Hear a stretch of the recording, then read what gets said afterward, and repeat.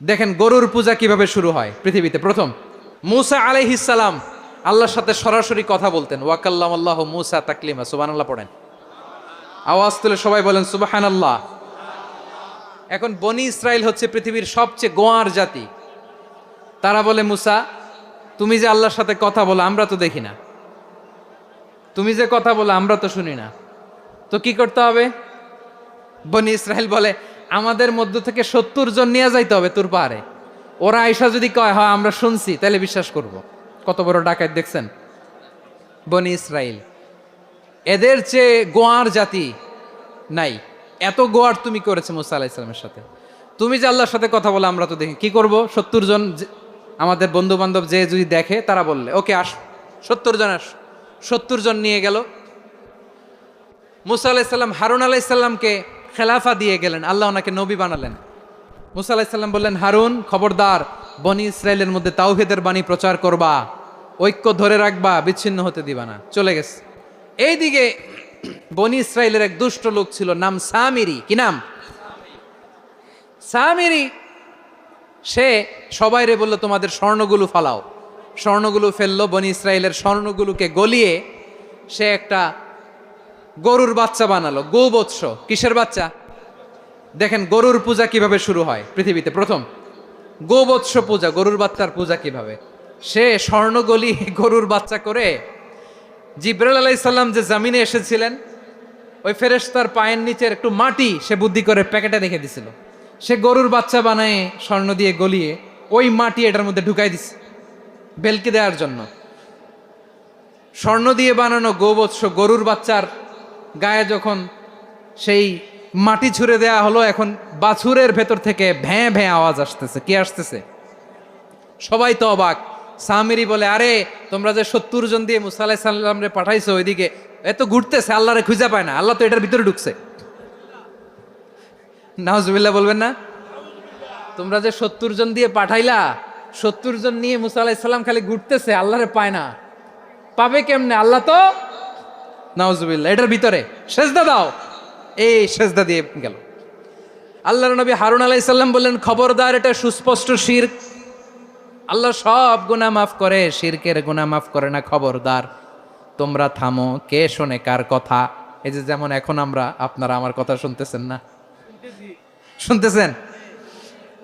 হারুন আলাইহিস সালাম বললেন, খবরদার, এই শিরকি কাজে তোমরা সংযুক্ত হয়ো না। তোমাদেরকে কি মনে নাই আমার ভাই মুসা আলাইহিস সালাম কি বলছে? আল্লাহ শিরক মাফ করে না। খবরদার, শিরক করো না, আল্লাহরে ভয় করো। হারুন আলাইহিস সালাম তাদেরকে বুঝালেন, শিরক করো না, আল্লাহরে ভয় করো। শুধু এতটুকুই তিনি বুঝালেন, দাওয়াতি কাজ পালন করলেন, কিন্তু প্রতিরোধ করেন নাই, সশস্ত্র সংগ্রামে লিপ্ত হন নাই, বাধা দেন নাই। কারণ গৃহযুদ্ধ বেঁধে যেতে পারে। উনি ভাবলেন, আমি যদি আমার বাহিনী নিয়ে দাওয়াত দেওয়ার সাথে সাথে প্রতিরোধ করি, আক্রমণ করি, ওরাও আমারে আক্রমণ করবে, ব্লাডশিড হবে, রক্তপাত। এমন অবস্থা হবে বনি ইসরায়েলের মধ্যে, যেটা হয়তো আমার ভাই মুসাও কন্ট্রোল করতে পারবে না। সুবহানাল্লাহ কইবেন না? এক একজন নবীকে আল্লাহ তাআলা কি ইন্টেলেক্ট দিয়ে পাঠিয়েছেন। তিনি ভাবলেন, আমি দাওয়াতি কাজটাই করি, এটা যে হারাম এটা থেকে শুধু বারণ করি, কিন্তু প্রতিরোধ না করি। আমি যদি ঐক্য ধরে রাখতে পারি, বাকিটা আমার ভাই সামলে নেবে। সুবহানাল্লাহ। হারুন আলাইহিস সালাম প্রতিরোধ করলেন না।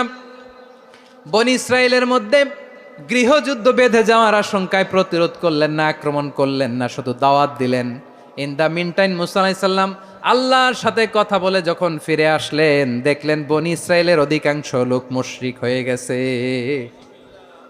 মুশরিক হয়ে গেছে। মুসা আলাইহিস সালাম রেগে গেলেন। রেগে প্রথমে বনি ইসরায়েলদেরকে অ্যাটাক না করে ভাইয়ের দাড়ি ধরলেন। হারুন আলাইহিস সালামের দাড়ি আর চুল। মেজাজি নবী ছিলেন। হারুন, তুমি কি করলা? তোমার কি দায়িত্ব দিয়ে গেলাম, তুমি কি করলা? তুমি থাকতে বনি ইসরায়েল কেমন করে শিরকের কাজে নিমজ্জিত হয়ে যায়? সাইয়েদনা হারুন আলাইহিস সালাম বললেন, ইন্নী, কোরআন সাক্ষী, কোরআন থেকে কোট করছি, ইন্নী খাশীতু আন তাকুলা ফাররাকতা বাইনা বনি ইসরাঈলা ওয়া লাম তারকুব কওলি। ও আমার ভাই, আমার দাড়ি ধরবেন না, আমার মারবেন না।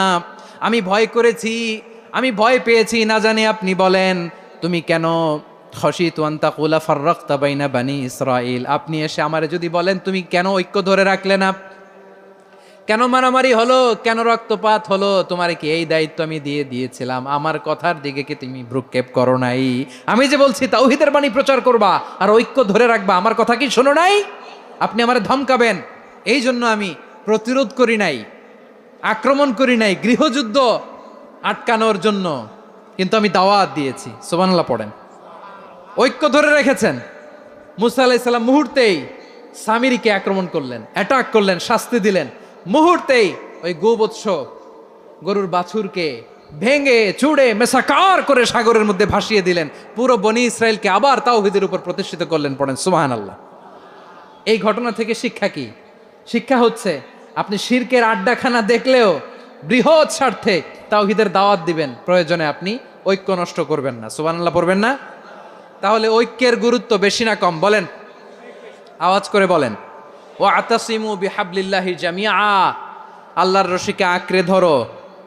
ওয়ালা তাফাররাকু, তোমরা বিচ্ছিন্ন হয়ো না। পেকুয়ার ভাইয়েরা আওয়াজ করে বলেন তো আদেশটা কার? এখন বলেন আমাদের ঐক্যবদ্ধ জীবনের দরকার আছে না নাই?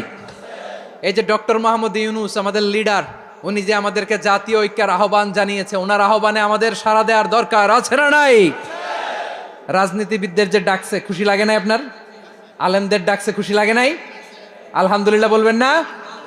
আলহামদুলিল্লাহ। সবাইকে ডেকেছে, ঐক্যবদ্ধ করেছে। আমরা ঐক্যবদ্ধ থাকতে চাই, আমরা ঐক্যবদ্ধ জীবন চাই, আমরা আর কাদা ছড়াছড়ি করতে চাই না। রাজি আছেন সবাই? এখন আমরা যদি ঐক্য নষ্ট করি আমাদের কি কি সমস্যা, কি ক্ষতি, কি কুফল? অনৈক্যের কুফল কি? কয়েকটা কুফলের কথা বলে শেষ করব। প্রিয় ভাইরা, what are the drawbacks and disadvantages of division, social and political division in the society, disunity? আমরা যদি বিচ্ছিন্ন হই, একে অপরের যদি মারামারি করি, একজন যদি আরেকজনের কাফের ফতোয়া দেয়, আমাদের কি ক্ষতি? শুনবেন? কথা কয় না, শুনবেন? এক নাম্বার ক্ষতি হচ্ছে আমরা যদি বিচ্ছিন্ন হই আমাদের শক্তি কমে যাবে, আমাদের পাওয়ার আমরা হারাবো। আমাদের কি হারাবো? পাওয়ার। মনে রাখবেন, যখন আমি একা থাকি তখন আমি ব্যক্তি, যখন আমরা সবাই মিলি তখন আমরা শক্তি। যদি পরিস্থিতি কখনো এমনও হয় শিরকের আড্ডাখানা, আপনি ঐক্য প্রতিষ্ঠার জন্য, ঐক্য রক্ষার জন্য তাও শুধু তাওহীদের দাওয়াত দিবেন, ওইখানে আক্রমণ করবেন না। এটা কোরআনের নীতি। কথা বুঝতে পেরেছেন? সামনে শিরকের কি? কথা কয় না, শিরকের কি? আড্ডাখানা, আখড়া। কিন্তু ঐক্য বজায় রাখার জন্য, গৃহযুদ্ধ এড়ানোর জন্য আপনি শুধু এটা যে শিরক, এটা হারাম, এটা থেকে তোমরা বেঁচে থাকো, শুধু দাওয়াত দিবেন, আপনি আক্রমণ করবেন না। এটা কোরআনের বিধান। সুবহানাল্লাহ কইবেন না? তো এই চমৎকার ঘটনাগুলো আপনারা শোনাইতে পারবো এরকম বিশৃঙ্খলা করলে?